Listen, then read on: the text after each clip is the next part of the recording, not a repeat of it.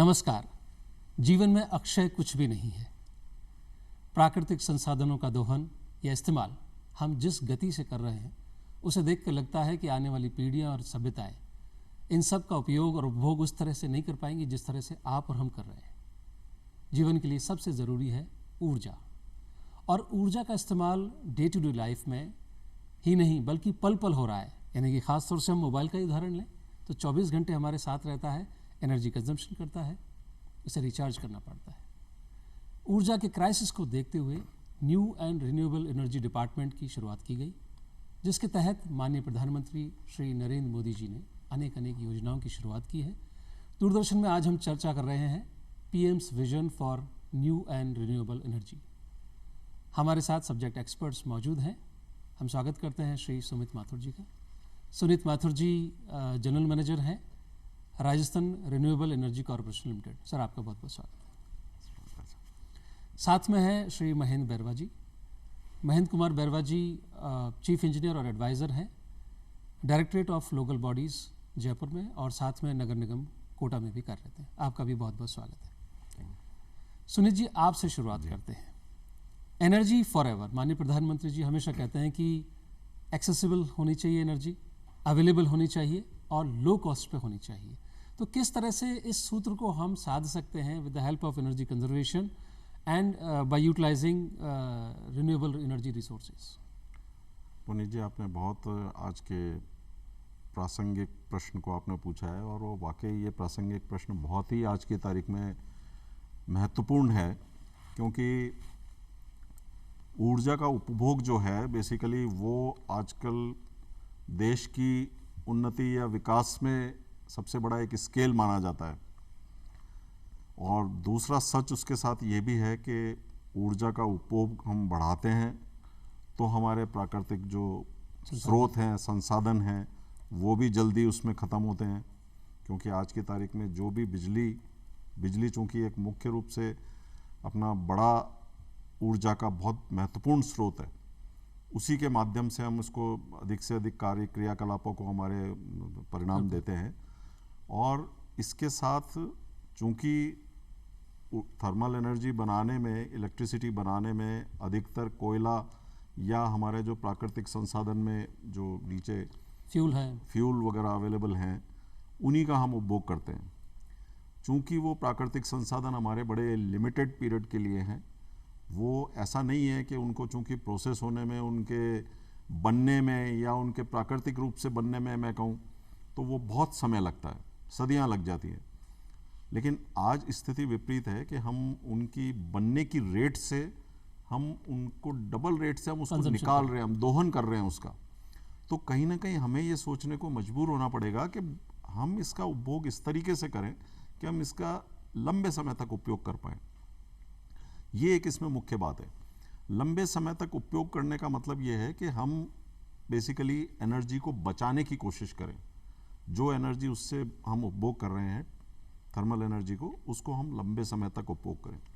दूसरा पक्ष इसका ये है कि हम उसका लंबे समय तक उपयोग तब भी कर पाएंगे जब हम प्राकृतिक संसाधन, जो कि हमारे यहाँ राजस्थान स्टेट में ऊपर वाले ने हमें एक बड़ी एक नेमत दी है कि यहाँ पे सोलर एनर्जी का यहाँ पे काफ़ी अच्छा भरपूर भंडार है, और हम उसका दोहन करके उसका भी अधिकाधिक उपयोग कर सकते हैं। तो ये दो एक ऐसे माध्यम हैं कि जो प्राकृतिक संसाधन जो हमारे थर्मल एनर्जी के लिए हैं, उनका हम कम से कम उपयोग करें और एफिशिएंटली यूज़ करें उसको, जिससे कि हम कम एनर्जी में ज़्यादा काम कर सकें। दूसरा पैरेलल साइड ये है कि हम उसका रिन्यूएबल एनर्जी का अधिकाधिक उपयोग करें, जिससे कि हमारे वो प्राकृतिक संसाधन जो भी हैं वो बचें। तो ये आज के उसमें ये बहुत बड़ा एक वो है जी। और इसी के चलते कुछ इस तरीके की स्कीम्स, जैसे आपने सुना होगा कि सोलर रूफटॉप है, वो भी एक काफ़ी अच्छी स्कीम्स है जो कि घरों के लिए भी है, और साथ ही अब आजकल तो इंडस्ट्रीज़ में भी इन लोगों ने काफ़ी इस चीज़ को अच्छे से उपयोग किया है और कर रहे हैं अभी, और साथ ही बड़े इंस्टीट्यूट्स या कार्यालयों में भी इस तरीके का उपभोग इसका बढ़ रहा है। तो एक ये बहुत अच्छी बात है कि मैं लोगों को, सभी को ये कहना चाहूँगा कि हम इसी तरफ बढ़ें और ज़्यादा से ज़्यादा इसका उपयोग करें। साथ ही जो हम हमारी इलेक्ट्रिसिटी जो है, कन्वेंशनल इलेक्ट्रिसिटी, उसका कम से कम और विवेकपूर्ण एफिशिएंटली इस्तेमाल, और विवेकपूर्ण हम उसका उपयोग करें, जी। जिससे कि हम उसको बचा सकें। थैंक यू सुनीत माथुर जी। आपकी बात को मैं सरलता से कहूँ तो आपको मान लीजिए 100 रुपये की तनख्वाह मिलती है और आप उसमें से एक एक रुपया बहुत सोच समझ के खर्च करेंगे तो आपकी बचत भी होगी, जीवन के लिए उपयोग भी हो पाएगा। यही सिद्धांत बस ऊर्जा पे लगाना है आप। तो शुरुआत हमें अपने से ही करनी होगी, बाकी डिपार्टमेंट्स तो अपना काम करेंगे। महेंद्र जी, आपसे मैं जानना चाहूँगा कि हमारे ग्रामीण क्षेत्रों में पहले जिस तरह से लाइट की अवेलेबिलिटी नहीं होती थी, सरकार ने उजाला योजना की शुरुआत की। तो पीएम, ऑनरेबल पीएम के विजन की बात को रखते हुए ग्रामीण उजाला योजना के बारे में जानना चाहेंगे। देखिए, ये जो ग्रामीण उजाला योजना, उजाला स्कीम है एक्चुअल में, और ये पूरे देश में लागू करेगी।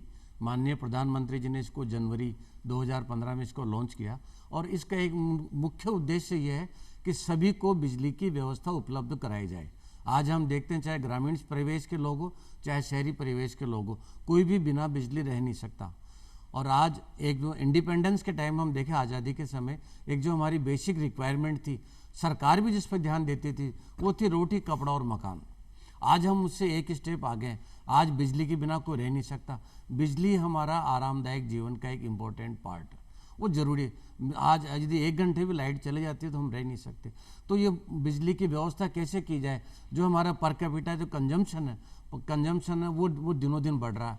जनरेशन उस अनुपात में नहीं बढ़ रहा, और जनरेशन उस अनुपात में नहीं बढ़ता तो बिजली की रिक्वायरमेंट आज हमारे करीब 10 गीगावाट, ये हमारे पर डे की हमारी शॉर्टेज है, डिमांड की शॉर्टेज है। तो बिजली कैसे उपलब्ध कराया जाए?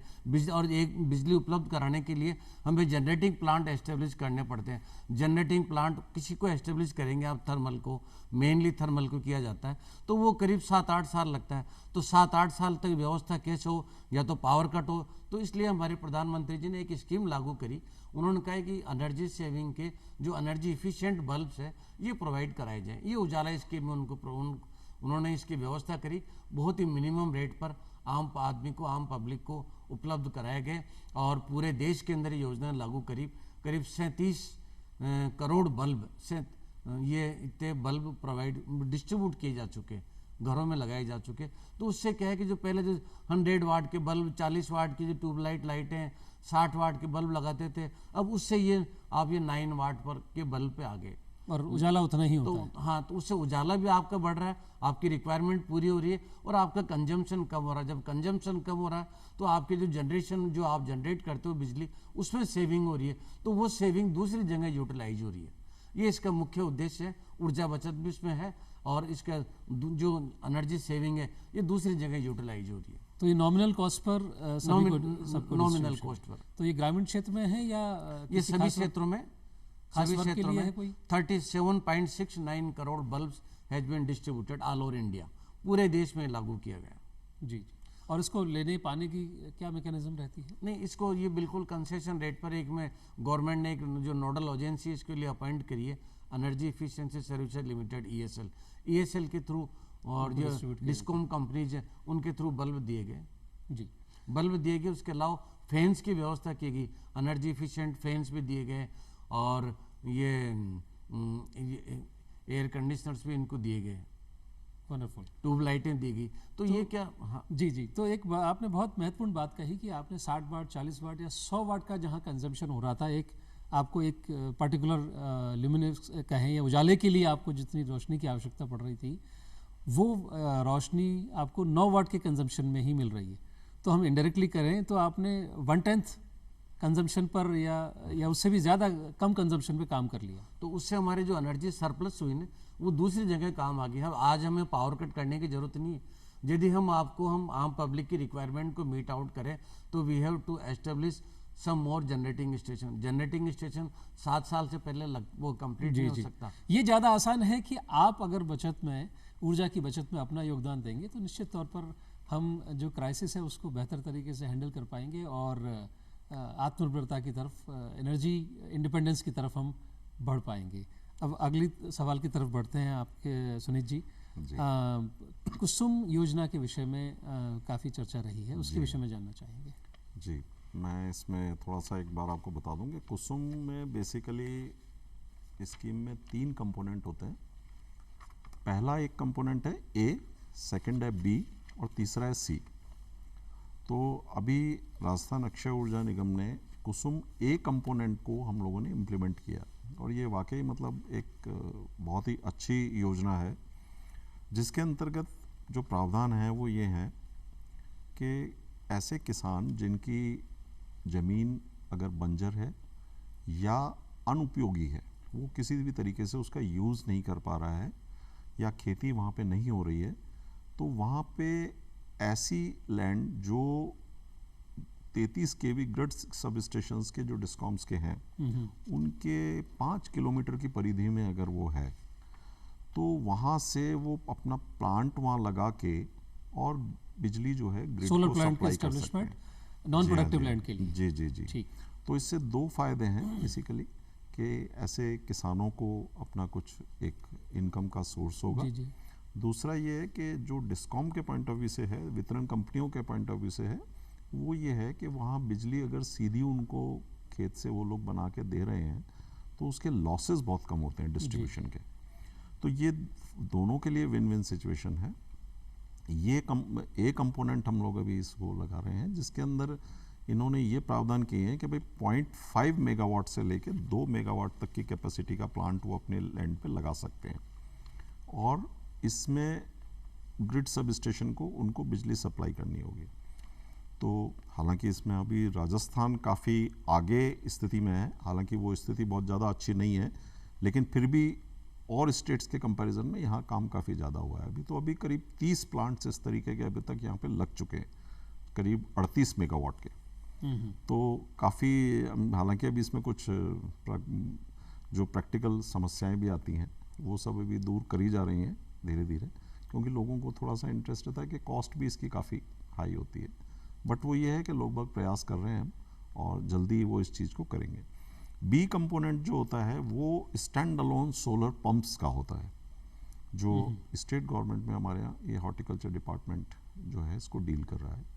सी कंपोनेंट में इन्होंने एक ये चीज़ करी है कि जो भी एग्रीकल्चर कनेक्शंस हैं ऑलरेडी, जो बिजली के या कन्वेंशनल इलेक्ट्रिसिटी पे जो एग्रीकल्चर कनेक्शंस हैं उनको सोलराइज किया जाए।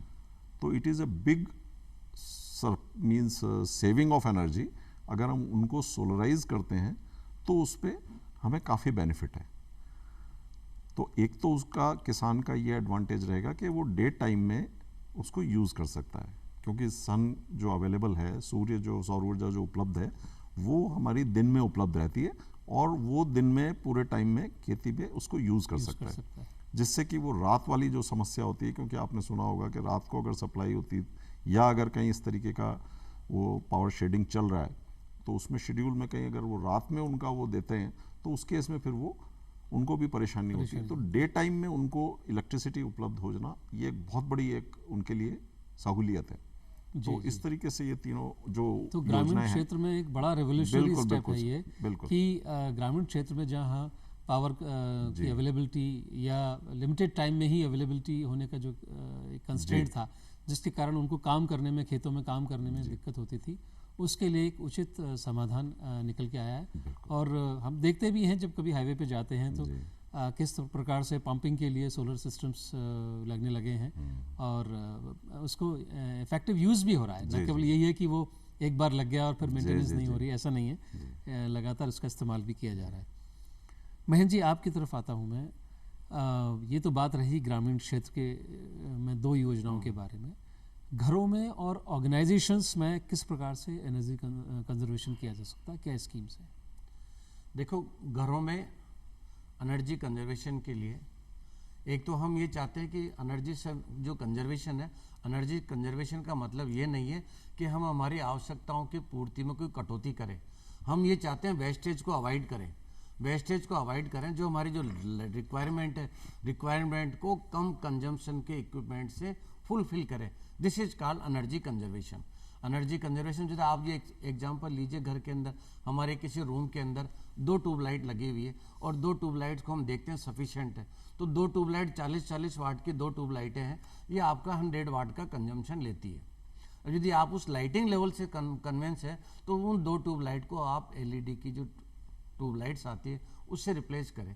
एलईडी के लाइट से रिप्लेस करेंगे तो 40 वाट का कंजम्पशन हो गया और वो लाइटिंग लेवल उससे ज़्यादा होगा, बेहतर होगा, पहले से ज़्यादा होगा। तो एनर्जी की सेविंग भी हो गई, हमारी आवश्यकता, हमने कोई कर्टेल कमरे कहीं में नहीं अंधेरा नहीं किया, हमारा लाइटिंग लेवल भी बढ़ गया, ऊर्जा में बचत हुई, ये एनर्जी सेविंग है। और दूसरा एक तो क्या, घर में जो वेस्टेज होती है, कई बार वेस्टेज को, जैसे जहाँ लाइट की ज़रूरत नहीं हो उन लाइटों को बंद रखें। हमारे जो कमरे, मकान की जो डिज़ाइन इस टाइप की होनी चाहिए कि हर एक कमरे में सनलाइट हो, वेंटिलेशन के लिए जो विंडो साइज है वो सफिशेंट हो, ये ऐसी हमारी व्यवस्था रखनी चाहिए। दूसरा जो टॉप फ्लोर है, टॉप फ्लोर की जो रूफ़ है, वो रूफ डायरेक्ट जो सन के टच में आती है तो बहुत ज़्यादा तपती है, तो उससे हमारा टेम्परेचर हाई होता है। उस टेम्परेचर को कंट्रोल करने के लिए हमें चाहिए जो टॉप फ्लोर पर फॉल सीलिंग की जाए, फॉल सीलिंग की जाए। और ये जो हमारे जो बिल्डिंग, जो गवर्नमेंट की बिल्डिंग्स है, स्ट्रीट्स है, स्ट्रीट्स पर या जो रेलवे की वो रेलवे प्लेटफॉर्म है, एयरपोर्ट है, वहाँ कई बार लाइटों की ज़रूरत नहीं होती। हमारे गार्डन्स है, गार्डन्स में जैसे नाइट में करीब 10 बजे बाद में लाइट की आवश्यकता नहीं होती, उनको हम मिनिमाइज कर सकते हैं। ऑर्गेनाइजेशंस में किस तरह से ऑर्गेनाइजेशंस के लिए इनकी एक ऑडिट की जाए। जी जी, नहीं उसमें कोई स्कीम है अगर ऑर्गेनाइजेशंस के लिए? राज्य वो हमारे प्रधानमंत्री जी ने एक बीप योजना लागू करी है। बीप योजना के तहत क्या है कि पहले ऑडिट की जाए, कहाँ जैसे चैम्बर में कितनी लाइटिंग लेवल की आवश्यकता है, कितनी लाइटें लगी हुई है, कितनी लगनी होनी चाहिए, उसके अकॉर्डिंगली जो एलईडी इफिशिएंट्स जो ट्यूबलाइट्स हैं वो लाइटें लगाई जाए। साथ में जो हमारे फैन है, फैन भी एनर्जी इफिशिएंट फैंस है, उनको इंस्टॉल किया जाए। एयर कंडीशनर्स हैं, एयर कंडीशनर भी एनर्जी इफिशिएंट फैन से रिप्लेस किए जाए। जो बड़ी बड़ी बिल्डिंग्स है, ऑफिसेज की बिल्डिंग्स हैं, उनमें बोरिंग होते हैं, तो बोरिंग के जो ट्यूबवेल के जो पंप है उनमें एनर्जी इफिशिएंट पंप को से रिप्लेस किया जाए। और जहाँ जिसकी लाइटिंग की रिक्वायरमेंट है उसके अकॉर्डिंगली लाइट व्यवस्था की जाए।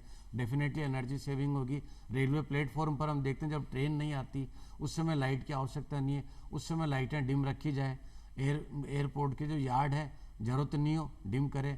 हमारे जो स्ट्रीट्स हैं, स्ट्रीट्स पर रात में 12 बजे से 4 बजे तक कोई ट्रैफिक नहीं होता, मिनिमम ट्रैफिक रहता है, तो उस समय इतनी ही लाइट रखें जो जो जो वहाँ के वो वॉच एंड वार्ड के हिसाब से रिक्वायरमेंट हो की जा सकती है। हाँ, तो ये वेस्टेज को अवॉइड तो ये सोशल रिस्पॉन्सिबिलिटी का विषय है।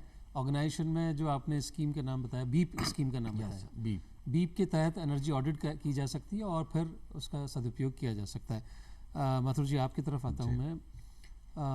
Grid connected end of grid technology का इस्तेमाल बहुत तेज़ी से चलन में आया है, इसके विषय में संक्षिप्त में जानना चाहेंगे। जी, इसके बारे में मैं थोड़ा सा आपको बताना चाहता हूँ कि सब ये क्या है कि ऑफ ग्रिड का एक कंसेप्ट ये होता है कि बेसिकली हम उसमें ग्रिड का यूज़ नहीं कर रहे हैं, दैट इज़ ऑफ ग्रिड।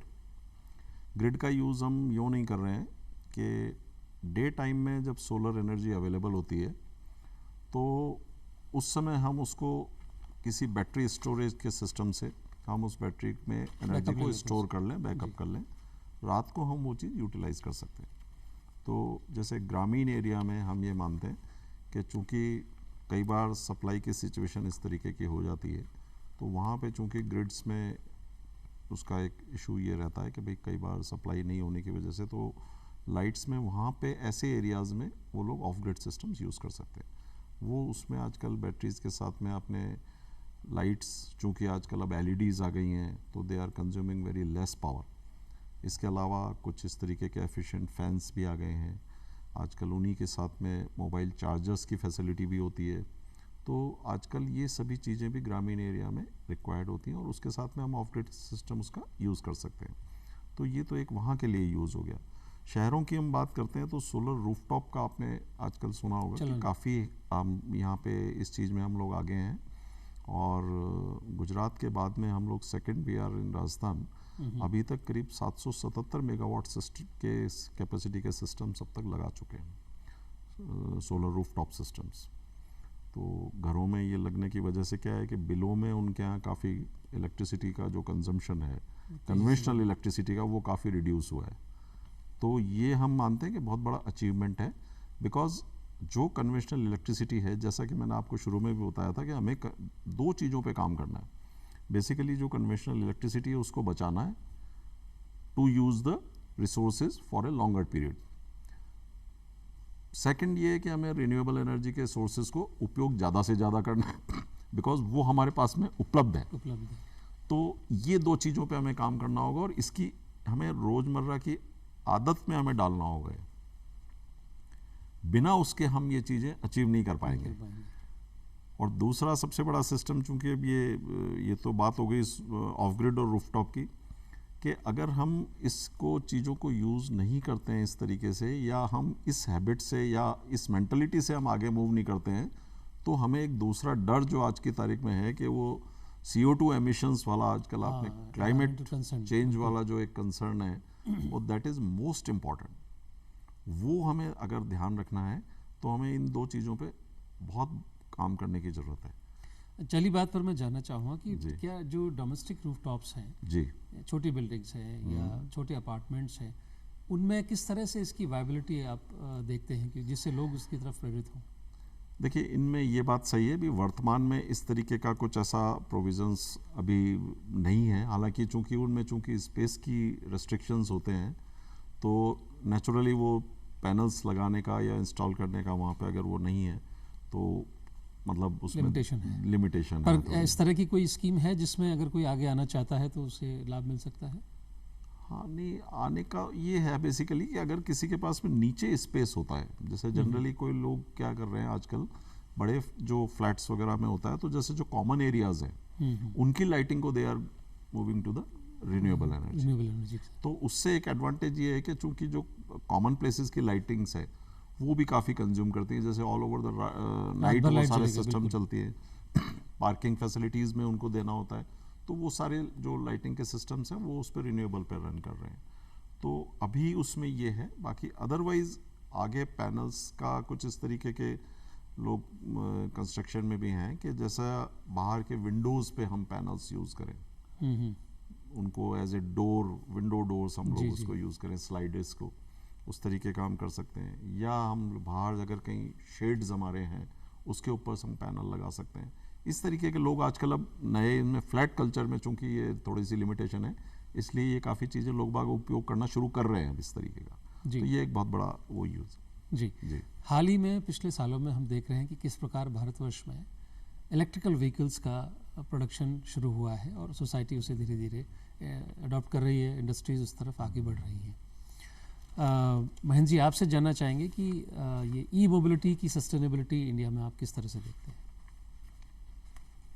देखिए, जो हमारे ऑर्डिनरी व्हीकल्स हैं ये पेट्रोल और डीजल ऑपरेटेड है। पेट्रोल और डीजल की क्राइसिस रहती है, हम दूसरे कंट्रीज पर डिपेंड रहते हैं और ये इनकी प्राइसेस दिनों दिन बढ़ रही है। जब ये पेट्रोल डीजल की प्राइसेस दिनों दिन बढ़ती है तो इससे हमारे हमारे जो कंट्री की इकोनॉमी को इफेक्ट करता है, मार्केट में वैल्यू बढ़ती है, हमारी प्राइसेस बढ़ती है। तो इन सब चीज़ों को ओवरकम करने के लिए हमारे गवर्नमेंट ने, सेंट्रल गवर्नमेंट ने एक ये ई मोबिलिटी की एक स्कीम लागू की गई। उन्होंने कहा है कि साहब एक इलेक्ट्रिक व्हीकल्स का यूटिलाइजेशन किया जाए। इलेक्ट्रिक व्हीकल्स अभी जो स्कूटर भी आ गए, मोटरसाइकिल भी आ गए, कार्स भी आ गए, मार्केट में आ गए। और ये जो इलेक्ट्रिक व्हीकल्स है, ये वो हैं जो इलेक्ट्रिक बैटरी से बिजली लेकर के बिजली के मोटर से व्हीकल को चलाते हैं। जो इलेक्ट्रिक जो व्हीकल्स होते हैं इनमें एक तो इग्निशन सिस्टम नहीं होता, इनमें जो इंजेक्टर नहीं होता, इनमें धुएं नहीं निकलेगी आपके, और जो कार है जो उसमें क्लच सिस्टम नहीं होता है। तो इनके जो पार्ट्स हैं, ये पार्ट्स भी उसके कंपेरेटिवली कम होते हैं, और दूसरा इसकी इकोनॉमी को हम देखें तो जो हमारा जो डीजल पेट्रोल की कॉस्ट है उससे तो करीब 1/3 एक्सपेंस आता है बैटरी को चार्ज करने में। और अब तो ऐसी बैटरीज आ गई जो आधा घंटे में चार्ज कर लेती है, पौन घंटे में चार्ज कर लेगी और करीब 200 किलोमीटर आपकी गाड़ी ड्राइव करा सकते हो। तो ये इलेक्ट्रिक व्हीकल्स है। तो गवर्नमेंट की जो योजना है कि जो 2030 तक, हमारे सेंट्रल गवर्नमेंट की योजना है कि 2030 तक एटलीस्ट इंडिया में 30% इलेक्ट्रिक व्हीकल्स होने चाहिए। तो ये अच्छा, और ये जो हमारे सेंट्रल गवर्नमेंट के जो ऑर्गेनाइजेशंस हैं उनको डायरेक्शन दिए जा चुके हैं 2018 में। तो वो लोग तो ये ई व्हीकल्स को यूटिलाइज कर रहे हैं, वहाँ इसका अडोप्शन चालू हो गया और आम पब्लिक के लिए इन्होंने मार्केट में तरह तरह के मॉडल अभी आ गए और ये गाड़ियाँ चल रही है। और इनका एक बेनिफिट और है इसमें ये जो ई व्हीकल्स आपको पोल्यूशन को दोनों समस्याओं को एड्रेस करेगा, कंजम्पशन ऑफ फ्यूल को भी और पोल्यूशन को। हमारे पास समय की कमी है इसलिए रोकना होगा। और सुनीत जी, चलते चलते आपसे जानना चाहेंगे कि आम आदमी प्राइम मिनिस्टर के जो आत्मनिर्भरता के विजन में किस तरह से अपने आप को अलाइन कर सकता है, कैसे कंट्रीब्यूट कर सकता है 30 सेकंड्स में? सर ये देखिए, बिल्कुल आपने बहुत अच्छी बात कही है, और मैं तो ये कहूँगा कि अपने को, जैसा मैंने पहले भी कहा आपको, कि हमें 2 चीज़ों पे काम करना है। हमें ज़्यादा से ज़्यादा रिन्यूएबल एनर्जी को यूज़ करना है, उसको हैबिट में लाना है। दूसरी बात ये है कि जो कन्वेंशनल इलेक्ट्रिसिटी है उसको हमें ज़्यादा से ज़्यादा बचाना है, उसका दुरुपयोग नहीं करना है, वेस्टेज हमें नहीं करना है। ये एक इम्पॉर्टेंट पॉइंट है, और इसको मैं आप सभी लोगों से निवेदन करूँगा कि इसको कृपया, चाहे वो अपने आप कार्यालय में हो या अपने घर में हो या अपने इंडस्ट्रीज़ या आपकी किसी भी ऐसी कोई यूनिट जहाँ पे या इंस्टीट्यूशंस हैं बड़े, उनमें सभी में सभी जने अपना इस चीज़ की एक मॉरल रिस्पॉन्सिबिलिटी समझें कि कहीं भी अगर बिजली का वेस्ट उनको दिख रहा है या किसी भी तरीके की ऊर्जा का कोई वेस्टेज हो रहा है, वो उसको कृपया रोकने का कष्ट करें, और उसमें देश के विकास में इस तरीके से हम अपनी मतलब अपना भागीदारी पूर्ण करें। जी जी, तो ये एक बहुत बड़ा मैं थैंक समझता यू हूँ सुमित है। जी। जी माननीय प्रधानमंत्री के विजन में आप सबसे पहले हैं, समाज के लिए, देश के लिए, इंस्टीट्यूशंस के लिए ही नहीं, आने वाली पीढ़ी के लिए, इस पूरी पृथ्वी के लिए। तो अगर हम अपनी आदतों में परिवर्तन लाएंगे तो आगे के लिए भी उचित होगा, और जैसा हमने चर्चा में पाया कि जो इनडायरेक्ट एडवांटेजेस हमें मिलेंगे, हम पोल्यूशन के कंट्रोल में भी अपना कुछ बड़ा महत्वपूर्ण योगदान दे पाएंगे। आप दोनों स्टूडियो में पधारे, इस विषय पर हमें महती जानकारी दी, दोनों का धन्यवाद। आज के लिए बस इतना ही, और दोबारा फिर मिलेंगे नए विषय के साथ। तब तक के लिए नमस्कार। नमस्कार।